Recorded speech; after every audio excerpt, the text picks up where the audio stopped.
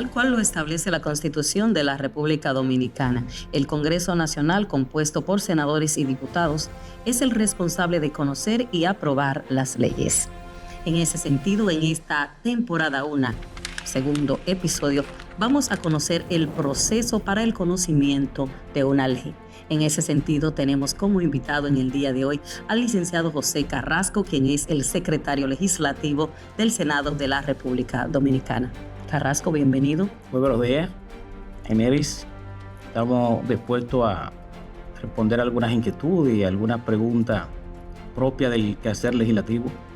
Sí, sobre todo teniendo en cuenta que a partir del 16 de agosto, pues vamos a juramentar nuevas autoridades en ambas cámaras. Así que es importante toda la información que podamos proporcionar que les sea de utilidad a los responsables de iniciar el proceso de la ley, de introducirla, de conocerla y de aprobarla. Correcto. Vamos a comenzar conociendo un poco sobre el marco normativo para el proceso de las leyes. Sí, para el conocimiento del procedimiento legislativo es importante observar, en primer orden, la Constitución de la República, que es el marco fundamental que rige todo el procedimiento, la Constitución de la República, pero también la propia Constitución de la República manda a la creación del Tribunal Constitucional, que las decisiones del Tribunal Constitucional son vinculantes a todos los poderes del Estado. Es el órgano encargado de garantizar la supremacía de la constitucionalidad de las leyes. Es decir, que las decisiones del Tribunal Constitucional también hay que observarla al momento de que el legislador está conociendo un proyecto de ley, tomando en cuenta que el legislador es el máximo intérprete de la Constitución. Por tanto, las decisiones del Tribunal Constitucional también hay que tomarlo en cuenta al momento de conocer en el procedimiento y sanción de las leyes. También tenemos los reglamentos del Senado, que son un mandato de la propia Constitución. La Constitución dice que las cámaras legislativas deben hacer su propia reglamentación, es decir, para el desarrollo normativo del mandato constitucional, las cámaras se rigen por sus reglamentos, pero también se observa en el procedimiento y trámite legislativo lo que es el manual de técnica legislativa. El manual de técnica legislativa es como una guía donde se deben observar qué debe tener contenido una ley al momento de su elaboración, de tal forma que la misma tenga una verdadera garantía jurídica dentro de su contenido. Hay mucha inquietud sobre quiénes tienen la potestad de introducir un proyecto de ley. Yo, un ciudadano de a pie, puedo venir con un proyecto de ley y traerlo aquí. ¿Quiénes son los que, según la Constitución de la República, tienen ese derecho? Sí, es importante. Si tienen derecho e iniciativa en el proceso de formación de la ley, en primer orden, los senadores y diputados. Y ahí vamos a explicar algo. El presidente de la República tienen iniciativa legislativa en el proceso de formación de la ley. También la Junta Central Electoral en asuntos electorales, la Suprema Corte de Justicia en asuntos judiciales, y también la propia Constitución del 2010 trajo consigo lo que se llama la iniciativa legislativa popular, que permite que un grupo de ciudadanos puedan presentar al Congreso Nacional también sus iniciativas legislativas. Nosotros tenemos un Congreso bicameral. ¿Cuál es el significado de que hay dos cámaras? Muchas personas entienden que no es necesario que haya una Cámara de Diputados y un Senado de la República. ¿Qué quiere decir eso? Bueno, la conformación nuestra constitucionalmente indica que el poder legislativo, tenemos tres poderes: legislativo, judicial y ejecutivo, que el poder legislativo lo ejerce el pueblo en nombre del Congreso Nacional, que está conformado por diputados y senadores. De ahí es que nace el concepto de la bicameralidad, donde es la propia Constitución que ordena que el poder legislativo radica en el pueblo, representado por el Congreso Nacional, conformado por senadores y diputados. Una vez sometido un proyecto de ley ¿Cómo está estructurado el Senado de la República para el conocimiento de esa ley? ¿Cuál es el camino que tiene que recorrer? Sí, fíjate, como te decía anteriormente, que la propia Constitución manda a que cada Cámara reglamente, haga su propia reglamentación. Los reglamentos nuestros se fundamentan en tres ejes fundamentales, tres órganos fundamentales para la estructura. Pero vamos a hacer hincapié en dos órganos más importantes, que son los órganos de apoyo político y los órganos de apoyo técnico. Los órganos de apoyo político no son más que el propio Pleno del Senado, que es la máxima autoridad deliberativa, o sea, la conformación de todos los senadores. Pero también como órgano político tenemos claramente definido lo que es el bufete directivo, que es el órgano que se encarga de las decisiones plenarias. Pero también tenemos como órgano político lo que es la comisión coordinadora, que es muy importante. La comisión coordinadora está conformada por el bufete directivo de las cámaras y por los voceros de cada una de las bancadas representadas en el Congreso Nacional, que se encarga de consensuar la agenda legislativa de las tareas que se va a conocer en el Pleno, que es la comisión coordinadora. Pero también tenemos los bloques partidarios, que también están conformados por los senadores que pertenecen a un mismo partido político o agrupación política. Entonces tenemos el Pleno del Senado como órgano político, el bufete directivo, tenemos la comisión coordinadora, los bloques partidarios, pero también tenemos la comisión general. La comisión general que se constituye en el Pleno para conocer cuestiones específicas, por ejemplo, para una interpelación, para el juicio político, para invitar a algún funcionario que tenga que dar una explicación sobre algún tema que se esté conociendo. La comisión general. Y tenemos también las comisiones permanentes, especiales y bicamerales, que las comisiones permanentes, en nuestro sistema tenemos unas 30 comisiones que se encargan de conocer y avanzar en facilitar la decisión deliberativa de un determinado proyecto de ley, que se le encarga para el estudio de eso y que le rindan al Pleno una propuesta en ese sentido.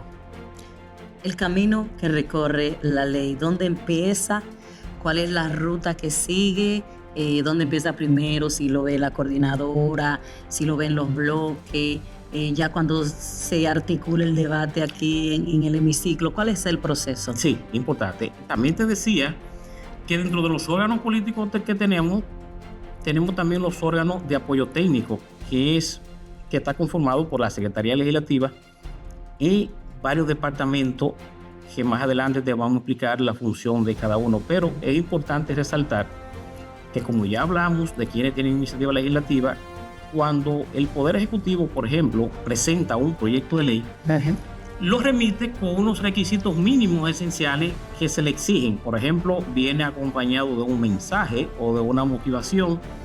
Ese proyecto debe venir remitido en formato tanto físico como digital. Entonces, en la Secretaría Legislativa se recibe, se le da una numeración y esa iniciativa se adjunta a un sistema informático que tenemos, que le llamamos el SIL, que es el Sistema de Información Legislativa, donde de ahí comienza a recorrer un proceso y que la ciudadanía y cualquiera puede ir verificando los estados o los pasos que va recorriendo ese proyecto de ley. Se deposita, inicialmente se le da un número, se asigna, y cuando se tiene una cantidad determinada ya de proyectos depositados, la Secretaría hace una previa elaboración de una orden del día, que es la que se lleva a la comisión coordinadora para consensuar.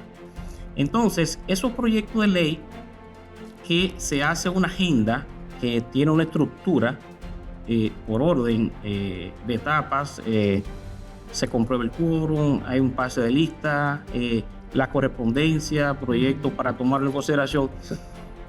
Esos proyectos, después de consensuado la comisión coordinadora, son tomados en consideración en el hemiciclo. ¿Qué quiere decir tomado en consideración? Que una vez anunciado ese proyecto de ley y remitido a una comisión específica, tomando en cuenta su naturaleza, si ningún legislador hace algún tipo de reparo o no, ya el proyecto de ley se considera como tomado en consideración, y a partir de ahí comienzan unos plazos para que pueda ser sancionado en ambas cámaras dentro de la legislatura, que lo explicaremos más adelante, pero ese proyecto es remitido a la comisión correspondiente para que esa inicie los procesos y los pasos necesarios a los fines de presentarle al Pleno Senatorial una propuesta de sanción o de mejora del proyecto.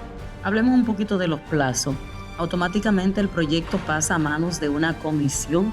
¿Qué plazo tiene esa comisión para su estudio? Esa comisión tiene un plazo de 30 días para conocerlo. Esa comisión tiene varios mecanismos de consulta que lo utilizan. Son unas comisiones permanentes que están conformadas por un mínimo de 7 o 9 senadores.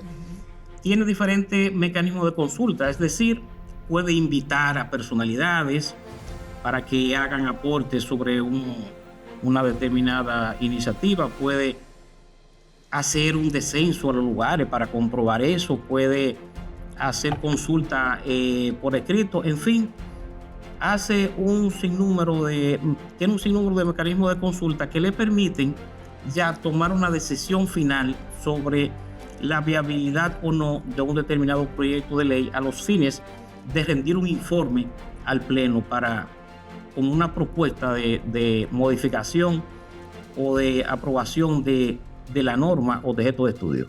Automáticamente la comisión presenta el informe ya que sea de manera favorable, se aprueba tal cual, o los legisladores tienen el poder de decidir si se le hace algún tipo de observación o modificación al proyecto. Siempre es permitido hacer las modificaciones porque los informes de las comisiones no son vinculantes al Pleno. Es decir, es como una propuesta que se le hace al Pleno. De ahí, generalmente el Pleno lo ve como favorable esa propuesta porque le tomó un tiempo de estudio, se hizo un buen informe, pero eso no significa de que el Pleno pueda, tanto en su primera discusión como en su segunda discusión, hacerle algún tipo de mejora a ese informe o al proyecto como tal, de algún aspecto que no se haya tocado en el informe. O sea, en cualquier momento, dentro de las dos discusiones que se hacen en el Pleno, se le puede modificar, hacer enmienda al proyecto. Vamos a partir de la suposición de que ha sido aprobado ya un proyecto de ley en ambas cámaras y se envía al Poder Ejecutivo. ¿Qué ocurre si al finalizar la legislatura no ha sido promulgado ese proyecto? Bueno, son dos preguntas ahí. Eso quiere decir que conforme a la Constitución, los proyectos de ley tienen un plazo para aprobarse en ambas cámaras de 2 legislaturas. Es decir, tenemos lo que se llama la primera legislatura y la segunda legislatura ordinaria. La primera legislatura ordinaria comienza el 27 de febrero y tiene una duración de 150 días. Y la segunda legislatura ordinaria comienza el 16 de agosto y por igual tiene un plazo de 150 días. Si en el transcurso de esas 2 legislaturas ese proyecto de ley no se ha conocido en ambas cámaras, se considera como no iniciado, que es lo que lo llamamos perimido. Pero bien, si el proyecto ha sido aprobado en una de las 2 cámaras y el proyecto ha sido aprobado de urgencia o no, ya el Poder Ejecutivo tiene un plazo específico para observarlo o promulgar. Si el proyecto fue declarado de urgencia, el Poder Ejecutivo tiene un plazo de 5 días para promulgarlo o observarlo. Si fue aprobado normal, tiene un plazo de 10 días para lo propio, para observarlo o promulgar el proyecto de ley. Y si no se promulga, ¿qué pasa? ¿Muere? Bueno, ¿puede volver al Congreso Nacional? Sí, eso es importante. En la Constitución del 2010 se consignó una especie, si se quiere, de penalidad a un silencio administrativo, y es que se estableció que si el Poder Ejecutivo observa un proyecto, lo devuelve a la Cámara que se lo remitió, y si el Congreso en un plazo de 2 legislaturas ordinarias no conoce de la observación, las mismas, o sea, las observaciones se consideran como aceptadas, y entonces hay que incorporar esa observación en la ley. Después que el proyecto de ley perime, ¿qué pasa con ese proyecto? ¿Muere? ¿Quiénes tienen poder de decisión de retomar ese proyecto? ¿Puede ser reintroducido? ¿Qué pasa con Sí, Hay muchos proyectos de ley que perimen por múltiples razones. Quizás eran proyectos un poco complejos que requerían de un consenso mayor, pero en definitiva, si transcurrido esa dos legislaturas el proyecto no es aprobado perime, generalmente lo reintroduce, sea el senador o diputado que lo presentó originalmente, o puede presentarlo o puede reintroducirlo el órgano que lo envió, llámese Suprema Corte de Justicia o Junta Central Electoral o Poder Ejecutivo, pero generalmente lo reintroduce el propio el legislador que lo hizo. Hay un tema con eso que no vamos a entrar ahora en muchos detalles, pero siempre los legisladores a veces se quejan de que un legislador por una razón u otra a veces toma su proyecto y lo introduce. Hay otros que dicen que no importa porque después que perimió no es de nadie, pero yo sí entiendo que por un asunto ético siempre es bueno consultar para reintroducirlo con el propio legislador que lo había introducido inicialmente. Bueno, con José Carrasco podemos hablar durante horas sobre el proceso de la ley.